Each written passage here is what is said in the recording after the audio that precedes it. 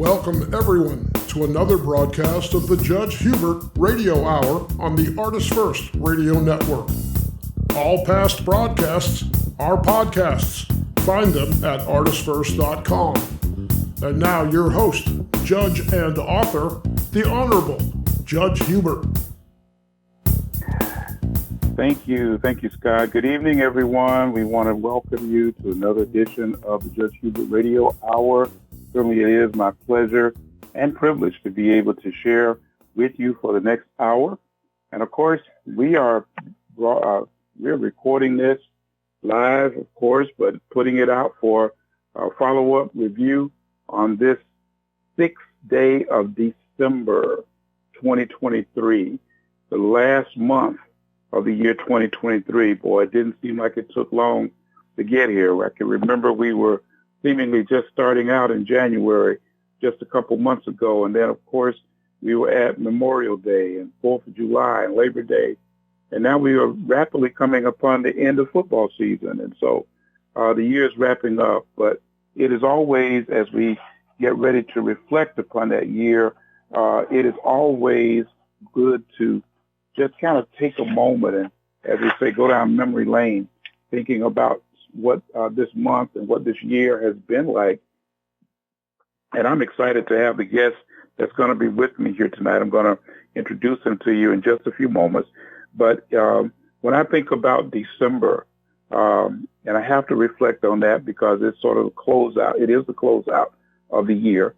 And I think about it because for me, it's actually my favorite month of the year. For those Floridians, we probably say it's good because it's the end of hurricane season officially.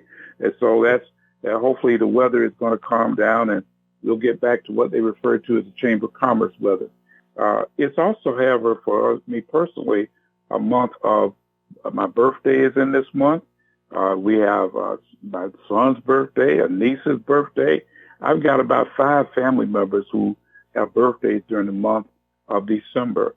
And in addition to that, we celebrate an anniversary, the wife and I, during the month of December. And of course, we know that the big tribute for December, of course, is Christmas. We've also got Hanukkah. We've also got Kwanzaa. And of course, at the end of the month, we've got New Year's Eve. So it's a month of celebrations. And also during the course of December, we see high school and college football championships being decided, college graduations taking place. And of course, I was excited today because for those of you that are in the Daytona Beach area, you know that one of the favorite high schools from this area, Mainland High School, is playing in the state football championship tomorrow afternoon up in the capital city of Tallahassee. And there was a big send-off of those young people this afternoon. And so we wish them all much success. And it's just evident of all the great things that are happening during this month. In just a couple weeks, we're also going to see some other types of the big bowls are going to start to take place. But one of the key bowls that I like to talk about, and I'm going to talk about with our guest tonight, is what's referred to as the Celebration Bowl. And that's going to take place in Atlanta during the weekend of the 16th and 17th. And so it's just a great time to be together. It's a great time of family and fellowship. And so I hope that all of you out there are having that in the midst of all the chaos that's going on in our world. Still find something to celebrate, find something to reach out to people. And many of you that are our avid followers, you know that here on the Judge Hubert Radio Hour, we've adopted the motto that and I always have to give him credit for it, none other than the late Dr. Matt King Carter. He always said, never go to bed as ignorant as you were when you got up this morning. Every day you ought to learn something new. And, you know, I know that the guest that I have tonight, that you're going to learn a lot because that's the type of individual that he is. And he's a dear friend of mine, but he's also, man, a great conversationalist. He is a multitasker, multi-talented. If there were such a thing as the Education Hall of Fame, he would be in it. If it was such a thing as the Bragg History Hall of Fame, he would be in it. If it was the Radio Hall of Fame, I think he might already be in it, but it's definitely going there. He's a color commentator for football season, has been as a host on the Cateye Network, the voice of the Bethune-Cookman University football program for more than 25 years. But, you know, in addition to that, I love the fact that he understands and knows history. He's was appointed to the state of Florida's Commissioner of Education African American History Task Force. He's consulted with a number of school districts throughout the state, helping them to develop programs that not just give information to young people, but helps them to be able to also understand it and to be able to apply it. And but in addition to that, I'm going to certainly probe into his background a little bit more here before our audience. But I can tell you that my friend, Professor Larry Wesley, is indeed an awesome brother. He is going to, you'll see what I mean in just a few minutes, and I could say well-versed in a wide variety of areas. Oftentimes we hear people who are specialists, you know, they know a lot about a little. Larry, I must tell you, knows a lot about a lot. And so I'm just so excited that he could take time out of his schedule and be with us tonight. And I would be remiss if I didn't point out that one of his favorite avocations is that of fishing. He is indeed a fisherman. And but not only a fisherman, he knows how to catch the fish, clean the fish, cook the fish. And I can tell you right now, they all turn out to be wonderful. They all turn out to be good. So I want to welcome to our radio hour tonight none other than Professor Laurence Larry Wesley of Daytona Beach, Florida. Welcome, Larry. Thank you so much, Judge. Delighted to be here with you and to share this hour of conversation and talking about a variety of subjects. But to piggyback on your opening, December is that special month. Certainly knowing that it's your birthday, that was a treat hearing that. But it's the month that from a sports perspective, we get a chance to, crown champions, particularly at the end of football season. And it was so interesting that you mentioned in your opening Mainland High School. I'm a Buccaneer graduate, class of 1972, and I was out there this afternoon to see that send-off, just looking at those wonderful athletes in search of a Florida State Championship tomorrow at 3 o'clock. Of all places, in Tallahassee, Florida, at venerable Bragg Stadium, which we're mentioning Florida in the Celebration Bowl. So Tallahassee has become the city of champions, with Florida State having an undefeated season, FAMU doing very well, playing for the national championship. And we'll crown 9 state football champions this weekend, starting tomorrow morning at 10 a.m. Well, one of the things I also love about this particular series is the fact that it's also being played at the field of somebody that was very dear to me. My mentor, the man that really encouraged me as a teenager to go to college. And that's none other than former professional football player, Hall of Famer, even though it was posthumous, but nevertheless Hall of Famer Ken Riley. So it's at the Ken Riley football field there at Bragg Stadium. And, of course, those of you that might not know, Ken played a number of years. He played 14 years with the Cincinnati Bengals. He was actually at one point the number 3 all-time interception leader. I think he might be number 5 now. But great guy, great gentleman, scholar, athlete, Rhodes Scholar, designee. I mean, this guy was amazing. And I'm just glad to see that they now honor him. And when we saw ESPN, one of the games, I guess it was last weekend, and what did I see but the big name right there on the football field, Ken Riley Stadium. Ken Riley is, of course, a proud graduate of Florida A&M, and it was at Florida A&M when he was in college that I was there for like a weekend, one of these conferences they used to take us to help us to, broaden our horizon as teenagers. And it was there that Ken was an outstanding athlete for Florida A&M and Jake Gaither. And I know, Larry, you know a lot about the whole experience of black college football. And I guess that's a great segue for us to talk about. Talk for a minute, because you turned me on to the book, Breaking the Line, and that was one of the best books that I've ever read talking about black college football. Talk about that for a moment. Well, it's an interesting concept to think about, the idea that football has been around college football, especially for an awful long time. We've long since celebrated 100 years of college football in this country, and Bethune-Cookman, our local college, celebrated their 100th year of football during this 2023 season. But when you talk about black college football, and you talk about the iconic coaches and the iconic names in the sport, you don't have to move too far from Florida A&M and the contributions of Alonzo S. Jake Gaither and the dynasty that he built at Florida A&M.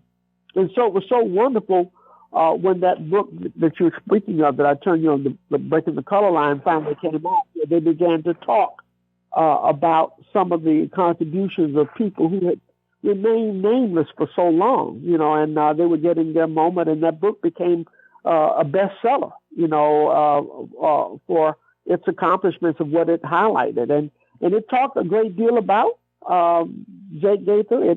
It spoke a lot about the decade of the 60s, which was occurring at the end of his tenure, because Jake started coaching at Florida A&M in the 40s and 50s, and the dynasties really were during the years of the 50s and early 60s. But that book sort of opened the door for some great names who had already made their mark, but most people didn't know anything about them. And I love the book because it primarily focused on Florida A&M and Jake Gaither, and also Eddie Robinson at Grambling, but not just the coach, but those outstanding players that occurred during their tenure. And so that's what made it so special. And since I have you on here, and I know that you are a native of Bartow, and you mentioned Ken Riley, and boy, I tell you, your high school, Union Academy, you got to look long and hard throughout the state of Florida to find a program that was as dominant in terms of producing the kind of student athlete, and not just athletes, but scholar athletes. I was thinking, talking about Ken Riley, I was just in a conversation last night with a cousin of mine who is the niece of Jerry Simmons, also was from Union Academy, who became one of the great football players at Bethune-Cookman and went on to have a professional career with the Atlanta Falcons. So again, right out of your hometown in Bartow, Florida, in that Union Academy. So when I think of Ken Riley, when I think of all the great players from Polk County, and especially Bartow, that went to Florida A&M, the Cooper brothers who went to Cookman, and there's Eddie Cooper, the older brother, went to Florida A&M, but just so many others that came through Polk County and Union Academy. And the coach, Forrest McKinney, what an outstanding figure. Yeah. He was. He had great coaches who produced these great talented athletes, from that perspective. But I say that because I love high school football. I've studied it through the segregated era, through my time of going to school when it had closed the black high schools, and get to where we are right now. As you were talking about that book, and we were introducing the idea of the championships that we were going to be playing for this weekend in Tallahassee, I could only think about Florida as a southern state, and the fact that the greatness of these athletes in a segregated system, the FIAA, the Florida Interscholastic Athletic Association. People today only know FHSAA, but there were two systems, and they were segregated. And there's a young, he's deceased now. I call him young because I met him many years ago. but he you could tell he was special. And he was the guy who was the architect, if you would, of the old FIAA. And I'm talking about Wilkes Alexander. He was the commissioner of the old FIAA, and he was instrumental when they merged the two conferences together, the two organizations rather together, the black and the white organizations in 1967-68. He was the glue that brought the two of those organizations together. And so I think about him as I think about the celebrations that we're going to undergo this weekend. And I think about all those great athletes that have come through during segregated times when they could not go to Florida State, Florida, and Miami. You know, when you talk about Florida A&M and that book that you speak of, The Color Line, talks about this. There's a point in that book that says, imagine, if you would, today, of having a football team comprised of the talent for three schools, the University of Florida, Florida State, and Miami. That's what Jake Gaither had at FAMU. He had blood, tears, but he had the best athletes in the state because there was only one place that they could go. A state school, and that was Florida A&M. And practically all of the coaches who were coaching in the black high schools during that segregated era, 98% of them were graduates of Florida A&M University, Florida A&M College at that time. And so they sent their best athletes to Jake Gaither, and he molded those young men. And we get the likes of Bob Hayes and Ken Riley and so many others, Jim Tulloff. I just think Willie Gallimore. You know, what can we say? Gallimore put Florida football on the map. He was a great running back and drafted by the Chicago Bears. But where did he come from? He came out of St. Augustine, Florida, an all-black high school called Excelsior High School. He then went to Florida A&M under the tutelage of Jake Gaither. And what can we say? The rest is history. And from that particular experience, from having had the opportunity to get his education at Florida A&M and be drafted in the NFL by the Chicago Bears and George Halas, from that moment on, that opened the door for many other athletes from Florida A&M and Bethune-Cookman to get to the NFL because they saw the ability that was being produced there at Florida A&M. And Jake Gaither has to be on a very short list of the iconic figures in football, college football, black or white. His accomplishments, his one-loss record, what he did, and having coaching. This is hard to think of, Hubert, because it's almost unbelievable to think, and you have to see pictures of this to get this. Jake Gaither, segregated times, was holding coaching conferences in Tallahassee, Florida, attended by the legendary white coaches of this country. Bill Bryant, Woody Hayes, Darrell Royal, all of these guys were coming to Tallahassee, not at Florida State, but at Florida A&M, and they were discussing the art of football, strategy, terminology, formations. Jake Gaither was a pioneer in that. And their pictures document that. So when you look and you trace this history of college football, you can't chase it without coming through Florida. Even though it was a segregated South, something special was going on in Tallahassee, not just at FSU at that time, but especially with Jake Gaither and what he was doing at Florida A&M. You know, what you said just kind of, oh man, it just stirs my heart because I reached over to grab a copy of the book that I have that we're talking about, Breaking the Line. And the subtopic of it is the season in black college football that transformed the sport and changed the course of civil rights. This is talking about 1967. And so for those of you that may want a copy of that, it's actually written by Samuel Freedman. And I might say he is not an African-American. He's not a black gentleman. He's a Jewish gentleman. So, you know, so in other words, there's not like preconceived idea that this is going to be, black folks bragging on themselves. No, this is a gentleman that's a writer for the New York Times, journalist, author, educator, and to put this together and to put it in the context of what was going on in the country during that time is such one of the most amazing and interesting books, paralleling the importance of what was happening in football in terms of how it was able to change and open up the civil rights opportunities here in this country. Many young people, I remember, Larry, it's almost a funny story for many to remember the first time that University of Southern California played University of Alabama. And I believe it was Sam the Bam Cunningham, as they called him, a running back for USC. And I think he ran over 250 yards that day. And I believe that the word from Bear Bryant that they were, at that time, in the middle of segregation, in the pit of it all, in Alabama, no less, where where Bear Bryant made a statement that day.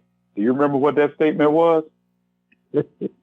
No, help me with it. I probably do when you say it.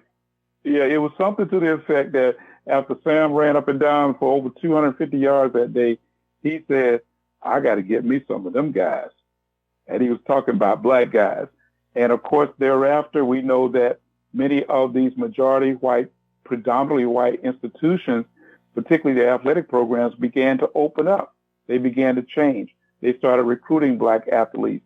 And when you take a moment today and just look at most NFL teams, the overall NFL today is something like 70% black. And yet it started during a time when this country was almost ripped apart because of the changes, when the racial tensions that took place.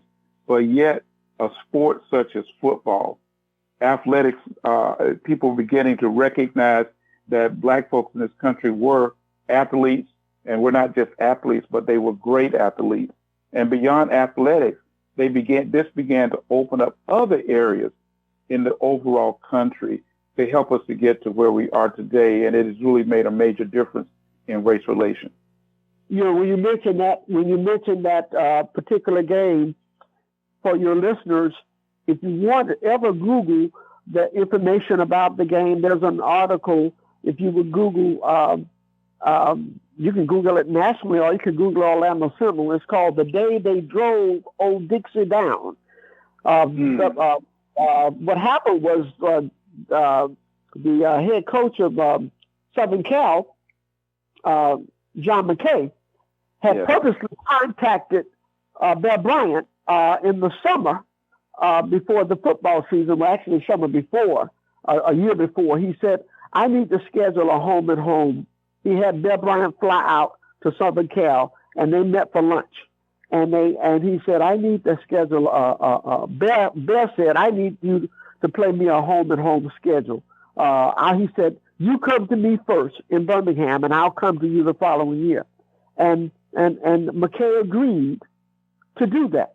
And so Bear Bryant had already come up with the idea that he had to find some way to get the Southern whites, particularly in Alabama, to understand that until they integrated, that they were never going to be considered national champions anymore as we move further away from the beginning of the 60s into the 60s. And so he was trying to do that, and it was well accomplished. But the comment I remember the most, I laugh about, and it might have been in this book as well, thinking about it, Jerry Claiborne, who was a PhD, actual PhD football coach. He had a PhD in the field of psychology. He was a notable coach at Kentucky, where Bear Bryant had previously been a dynamic coach before going to Alabama. And then Claiborne went from Kentucky to the University of Maryland, where he retired. But he had one of the most poignant comments about that game played in Birmingham in the fall of 1970, when Alabama and Southern Cal got together. I still laugh about it today. He said, Sam Bam Cunningham did more for integration than Martin Luther, and once in 60 minutes than Martin Luther King did in 6 years of protesting. Wow. In 60 minutes, he got his point across. From that moment on, we began to see the doors of previously closed Southern white schools open up because of athletics. And really and truly, Bob Bryant, growing up in Arkansas, he wanted to integrate earlier, but he had to deal with the likes of George Wallace. And so that's what was standing in his way. He had come from an experience where he had already had relationships with black kids.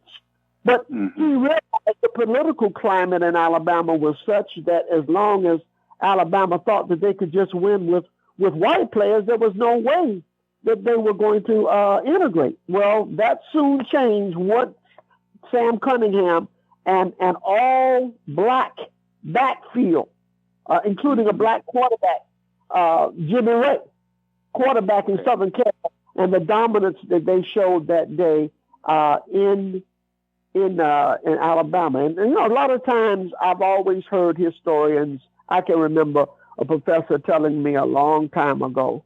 He said, Larry, as you move through life, he said, you all are coming along as the walls of segregation are coming down.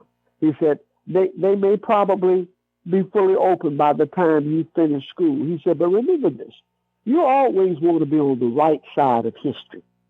Don't be on the wrong side of history. And I think in that experience, I had a second thing happen to me, because that was in 1970 on the national level in Alabama, with Alabama playing against Southern Cal. But right here in our beloved state of Florida, the Brown versus Education game in 1969, the University of Tampa playing Florida A&M, the very first time that all African-American in the South was to compete against a predominantly white football team in Tampa Stadium. And I had a chance, myself and Lynn Thompson, courtesy of my mom and dad, I had a chance to go watch that game. And really and truly, Hubert, I was on the wrong side that night. I just wanted somebody to beat Florida A&M. And my mother said, Larry, you need to rethink what you're saying. I said, Mom, I just want to see FAMU lose. And so when FAMU won that football game in dramatic fashion, and they carried Jake Gaither on the football player's shoulders out of Tampa State. And I was sitting on the side of the field where we had gotten tickets courtesy of my dad's paper supplier, Mac Paper Company. And so the tickets that we got, free tickets, but we were on the Tampa side. And I watched the Florida A&M side, but I was pulling for the University of Tampa. And when I watched carry Jake Gaither on their shoulders out of that stadium, I will never forget the headline in the Tampa Tribune that morning. The next Sunday morning, it said, they played a game last night in Tampa Stadium between Florida A&M and the University of Tampa. And the Rattlers of Florida A&M carried Jake Gaither on their shoulders off the field. And the article said, but not only off the field, they carried Jim Crow out of the stadium that night. And I thought, Larry, what a powerful statement. It's interesting you say that, but I was there for that game. I was a kid. I remember that game because I grew up literally 40 miles away from Tampa. And so I remember going, and at that time, we didn't know anything other than Florida A&M. Because like you said, some of the names that you called off, those were our coaches. Those were our, those are the people, our teachers, our instructors. Those are people we knew. So everything we knew was Florida A&M. So I remember being in Tampa that night as a kid to that game when the first time FAMU played the University of Tampa. Why do I know it so well? Because I think the following year, they brought in a guy that had played against Union Academy by the name of Leon McQuaid, who played for Blake High School. And that following year, it was a complete opposite, a complete turn of events that with Tampa beating FAMU the following year. I won't ever forget that. Yeah, amazing. Those were some significant times. And I look back on it now, and I remember saying to my mother after the game was over, and we were at the hotel, and there were some friends, Earl Kitchings and his mom and dad, who were FAMU grads and what have you. And I read that article that morning, and I realized that maybe the right team won for the right reason. And that's being out of history. But as you said, it goes down in history as the Brown versus Board of Education football game in the state of Florida. And that's exactly what was riding on that. And I guess the biggest thing was, the coach for Tampa, Florida at that time was Fran Kersey, who had been an all-American quarterback down in Miami. And Fran Kersey, to his credit, that morning in the paper, he said, they outcoached us and they outplayed us. Now, that's unthinkable to think that during that time, a respected white coach would go that far and say that, and give Jay and his boys the proper credit. So it just signaled that the times were starting to change at that point in time. And what happened, as you said, Leon McQuay began to come in, and other blacks started going to white schools, and then we started getting more parity with respect to Bethune-Cookman being able to play Florida A&M. They weren't getting. Well, if we look at that, it finally paid off for about a period of about 9 years consecutively. When we were finally able to beat FAMU consistently for 9 years. And I like to say 2 of those were during the time that I was serving as a pres. So it was a great season. But one of the things that you talk about here that really serves as a springboard for so many other things is the role of athletics in helping to change our society, helping to change our country. And also often now, like whether you're looking at the dominance in, like you say, in professional sports, particularly in football and also in basketball, when you look at the Olympics and you look at the multiple races, the multiple kids from various backgrounds and the like, all of whom are working for one common cause. Or you look at, for example, the evolution. All of this, it's an evolving process. I listen to people getting upset about the fact that Florida State didn't get selected for the college playoffs this time. And I thought about it. I said, I understand what they're saying, but far too many times we have seen many other people get left out. I can remember how many times that black colleges get left out of not just college playoffs, but how many times that black people, though they may have had the capability, but they were barred from doing certain things because of their color, because of their background. And so I'm not saying that I was sitting there saying, yay, Florida State got left out. No, I was saying this is just the process that, that occurs. And they probably feel like they didn't, but I'm sure that as that committee evaluated, and fortunately next year they're going to expand it and the year after as well. But this is just, again, it's kind of interesting that athletics represent a microcosm of the overall nature of our country, the overall atmosphere, no less, of our country. And in fact, I would say that athletics has been so important that it's really been one of the driving forces to help make our country a better, as we say, a more perfect union.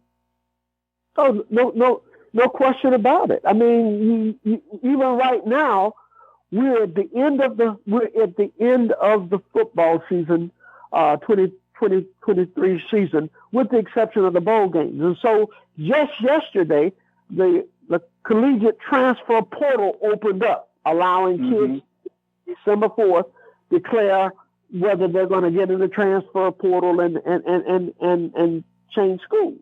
Well, everyone now is dealing with major college football, especially. Everyone now is dealing with a new phenomenon, and that is the effect of Deion Sanders' approach. Because what Deion Sanders did in flipping Colorado's entire offense in 1 year and winning more games than they won in 1 year and bringing in the kind of talent that they brought in, now other colleges, most notably the University of Florida. They're saying that new coach is in completing his second year, and they want to know, well, why can't he do what Deion is doing? People are starting to realize and look at the fact that you don't necessarily have to take 3, 4, 5 years to turn it around. And so Deion went about this a little bit differently. Deion did not go through the coaching ranks as most people went through the coaching ranks. But Deion is a celebrity. He was a stellar athlete, won at the professional level in 2 sports, football and baseball. So people are again to look at what type of coach you bring in now. You know, do they have the command that can attract young kids? You know, do they speak that language? It's all about, it's not just X's and O's, it's the Jimmies and the Joes. You got to have some talent. So people are thinking about that now. You know, from that, I read something that our ESPN favorite Stephen A. Smith said. I wouldn't have gone that far, but Stephen A. likes to rattle the cage every now and then, and he put it out yesterday, and on his first take series, he said, I bet you if Florida State was 13-0 and Deion Sanders was the head coach, they wouldn't have been left out.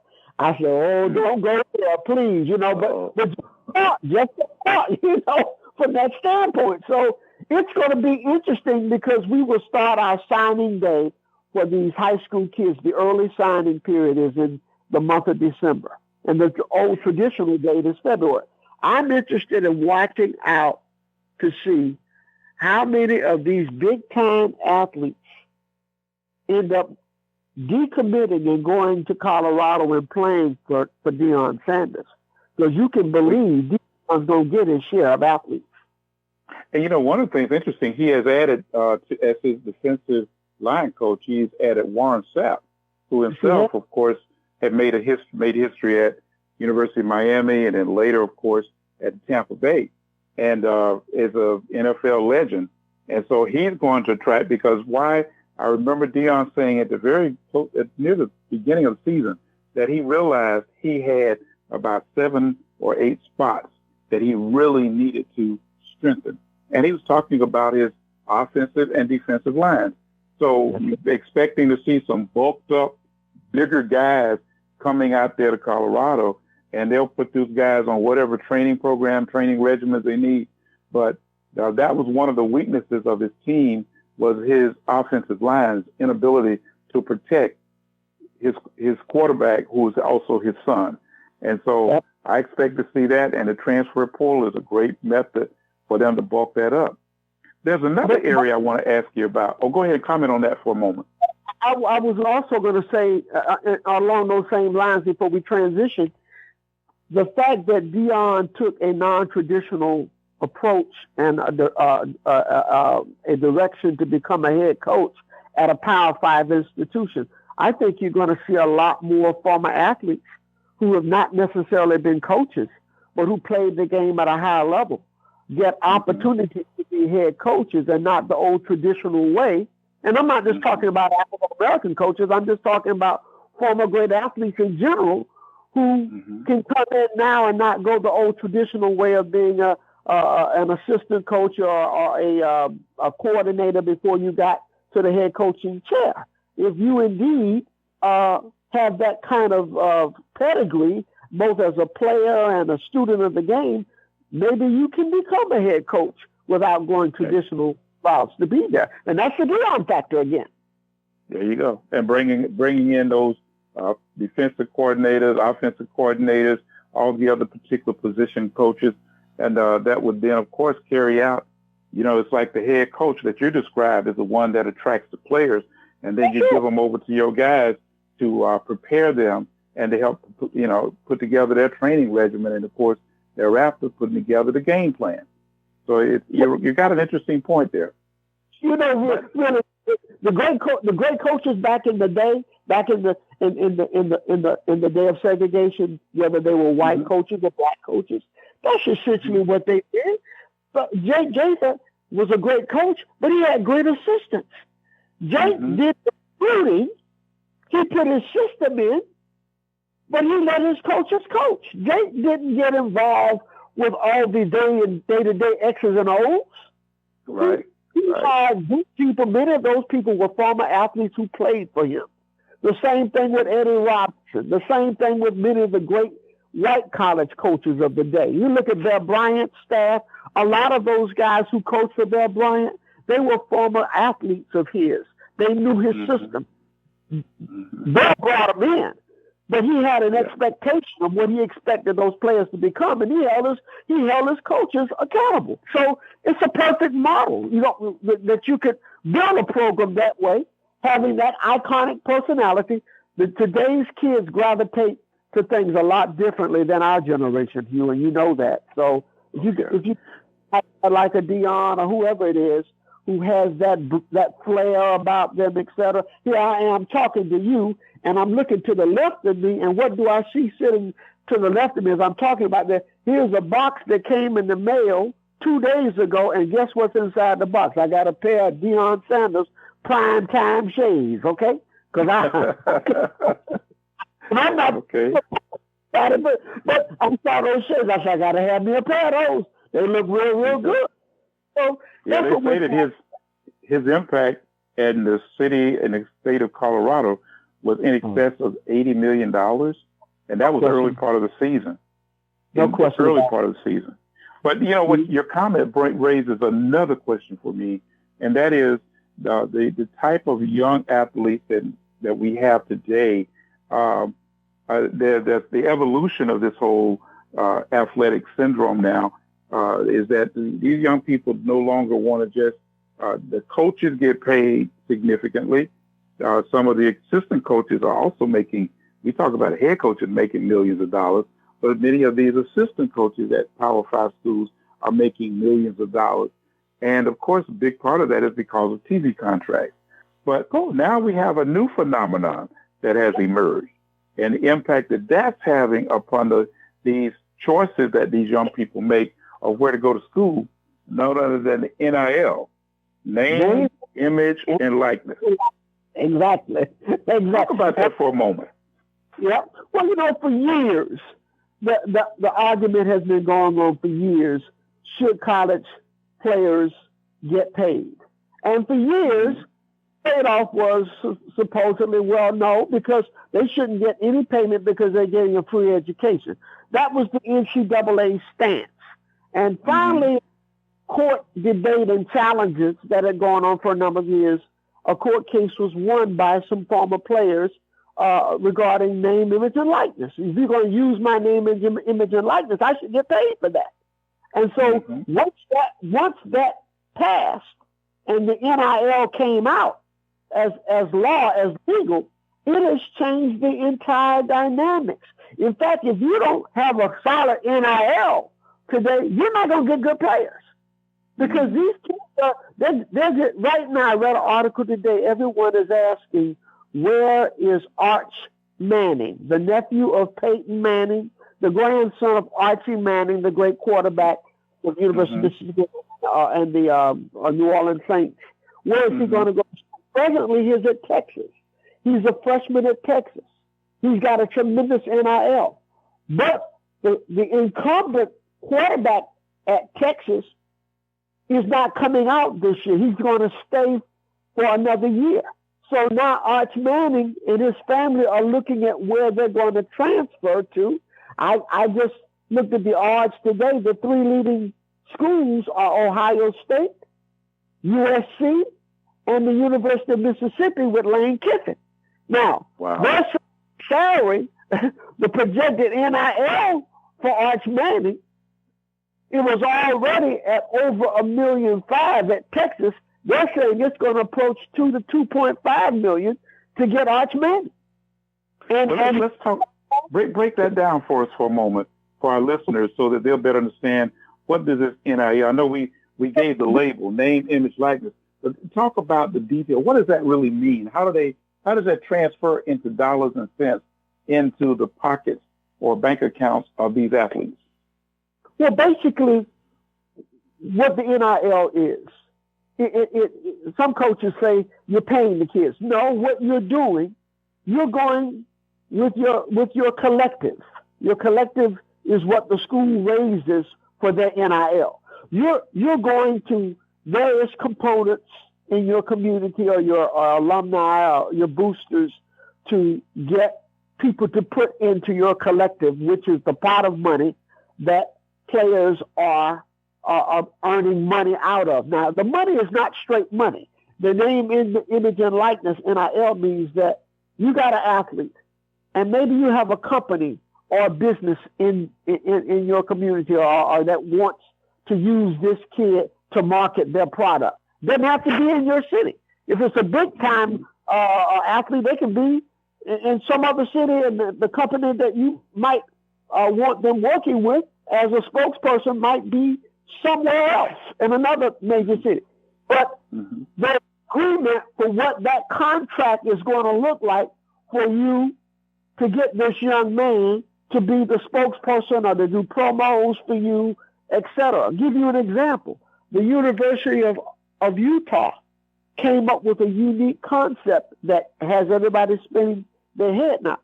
If you are an athlete on the football team, a scholarship athlete at the University of Utah, they've got a Chrysler Dodge dealership out in the Utah area, Provo area, where they're going to give every scholarship football player a truck to drive for 6 months.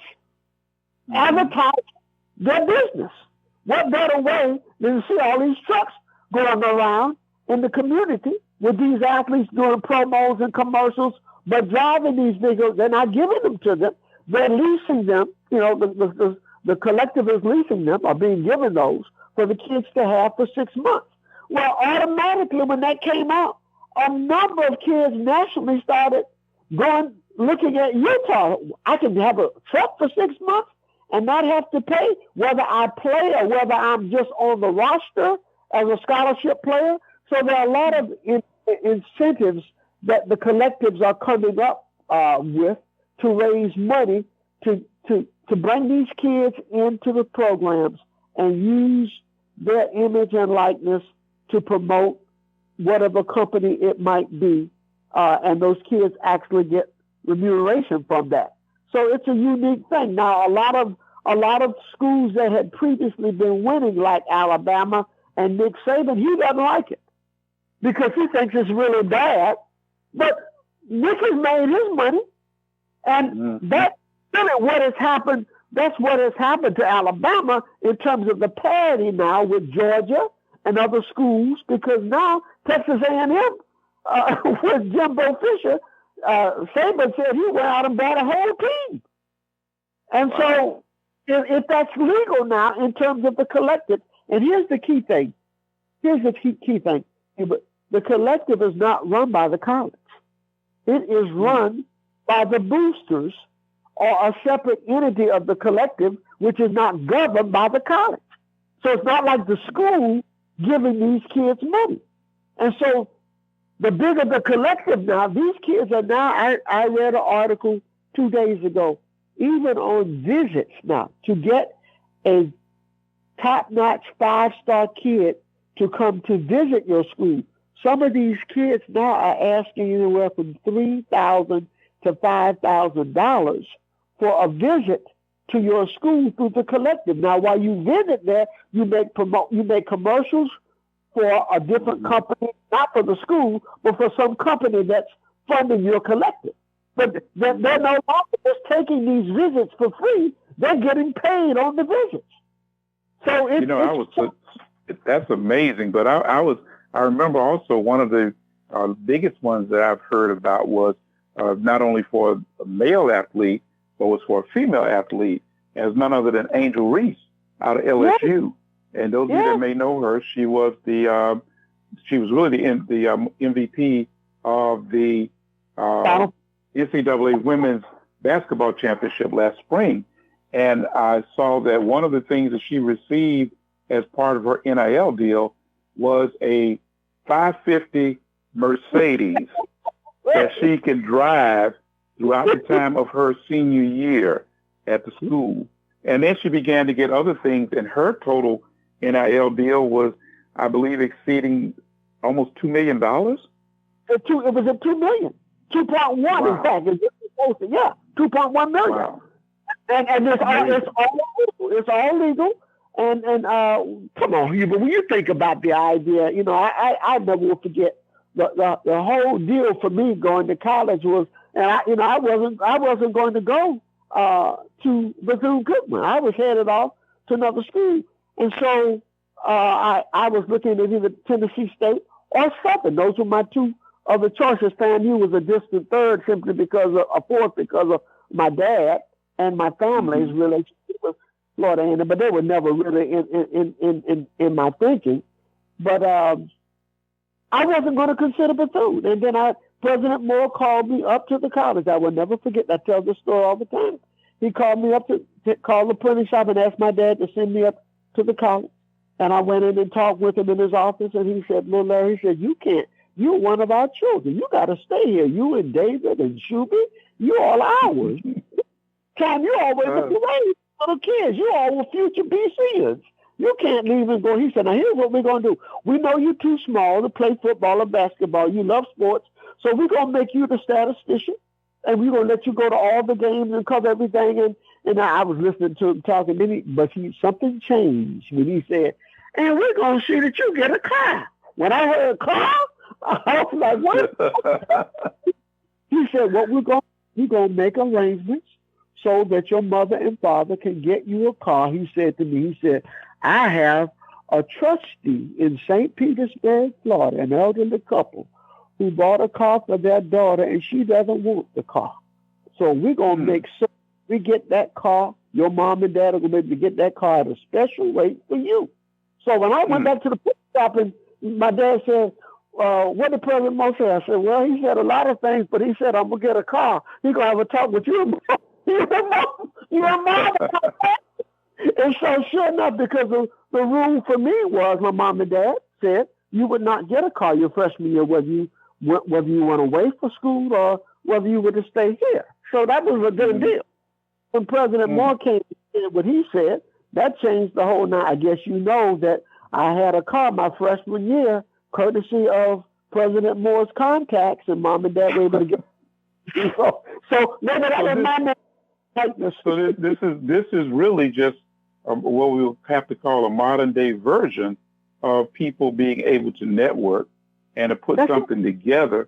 And I remember that part of this whole deal started because there was a kid out of the University of Central Florida who had his own image that he was doing through, I believe it was through, it was YouTube channels that he had developed, and he was doing a number of YouTube videos, making good money, but the NCAA wanted to ban him from playing ball and deny him that. And I think that became a part of that whole entire litigation. And I don't know whether it was named after him, but all of that collectively together was a thing that allowed this whole thing to be changed. And a big part of it, I believe, was that there was fear that these legislators, and I think Florida was prepared to make legislative changes that would allow for this kind of business activity for the students. And I think the pressure was put on the NCAA by Florida and by some of the other states that were likewise ready to do the same thing. And therefore, as a result of that, here we are today with the NIL deals. Well, Edo, while that was going on in Florida, a set of brothers at UCLA, they had basketball, but the O'Banion brothers, Ed O'Banion and his brother, who played basketball. Yes. Right. They were wanting to get, going to litigate it in court, had hired attorneys to challenge the NCAA on that. That was all part of this whole operation, not just in one state, but collectively through states in challenging the NCAA, because they were standing on their tried and true method of saying, we are giving you a scholarship which should equate to a payment as a free education. But that did not sit well with these students because then all of a sudden, a lot of these gaming companies started producing these games where they were using the image and likeness of these kids. And the court sided with them in collective bargaining and said, no, they've got to be compensated for their name, image, and likeness. And once the floodgates opened, then each state is scrambled to figure out how they were going to actually address this in what monetary would they address it. But it was literally a situation like a wildfire that just exploded. And the argument is these coaches in these schools were making tons of money, millions of dollars. The collective TV deals that they were paying these schools and the athletes were getting, you couldn't even, if an athlete got any kind of meal money, the NCAA would suspend them and all kind of things. Meanwhile, the colleges were just filling their coffers up. And so it was the un-American thing to do. And so finally, to make it right, it gave these kids who had put their life on the line, they were getting injured, they were getting for the school. It was only fair that they be compensated. So some coaches started advocating for that. These kids should be paid. They should get something, they should get stipends, whatever. And so finally, this is where we are now, and it is a complete and total game changer. I don't know. I think they're going to have to find some ways to do a better job of regulating it. They're asking Congress to step in and regulate, because the NCAA knows that right now it has the propensity to get totally out of hand as it currently is right now. But I'm just happy for the kids that they're getting something out of this. Now we do have to kind of reel it in to put some parameters on it before it gets totally out of control. But it's just good where we are because, like I said, look at the money coaches are making. And the coaches could change the job in the middle of the year and go to another job. And the students were stuck at that particular school. They couldn't leave. They couldn't just get up and go like that. Well, now they have the same opportunity. And so everybody's watching the portal right now, and kids are jumping in there left and right. And this is not just at Power 5 schools. This is happening at HBCU and small schools as well. Everybody's Bethune-Cookman had a young man who played for them in 2022. He transferred in from Texas. He was out of Georgia. He transferred in from Texas. He played the 2022 season. When they got rid of the coaching staff at Bethune-Cookman, he got into the portal. That young man, his father calls into our coaching show. He called in all year long to our X's and O's show. We spoke with him the last time we were on the air before the Florida A&M game. That young man transferred over the summer, and he started for the University of Northwestern Big Ten school this year in the Big Ten. Coming from Bethune-Cookman, he went to a Power 5 school and started for them. So they're finding, what's the old adage? If a man can write a better book, a better than his name, if you build your house in the woods, the world will still make a beating path into your door. And they're finding these diamond in the roughs. And that's what was happening with the NFL once they found out the talent that came out of black schools. And, you mentioned Ken, not to go back on that, but Ken Riley's numbers were better than many players who played the same position. He played in the NFL, even though he came from Florida A&M. He should have long been in the NFL on his own numbers. That's right. They didn't really a lot of those kids who came from black colleges. Here is again another argument. They said that black kids couldn't play quarterback in the NFL because they did not compete against the best talent. Well, guess what? In the NFL, practically all of the quarterbacks were from HBCU. They were coming from and Tennessee State and FAMU, and yet that was their you couldn't play against these guys, So all you got to do now is look look on Sunday afternoon and you see these mobile, as Jay Gaither would say, mobile, agile, and hostile black quarterbacks moving on. Larry, this has been probably the fastest hour of the day, being able to sit and talk with you about all these wonderful things. And I hope that our listeners out there have received it, have not just been educated, but have been entertained to look and see what's going on in the world of sports and how that has been one of the game changers for our whole country. So let me just take a moment and say thank you so much. We appreciate you tremendously. We got to do this again, because when you and I get together and we start talking about all these different issues, and we still, look, I got a whole list that we didn't even get a chance to talk about tonight, but I just want to tell you, I love talking with you about football, talking about sports, and looking how you integrate and pull together the impact that sports has on the culture of our country. So thank you again. We appreciate you, my friend, and look forward to getting together soon. Especially, we got to go fishing. We got to do that. This is the time. This is the time. You got time and I got time. Let's do that. All right. All right. Thanks again, man. We're going to go ahead and, folks, there you have it. Again, we know that in the words of Dr. Carter, never go to bed as ignorant as you were when you got up this morning. Every day you ought to learn something new. I trust that you've learned something new here on the Judge Hubert Radio Hour tonight. God bless you all. Merry Christmas to you, and enjoy the new year. We'll see you next time.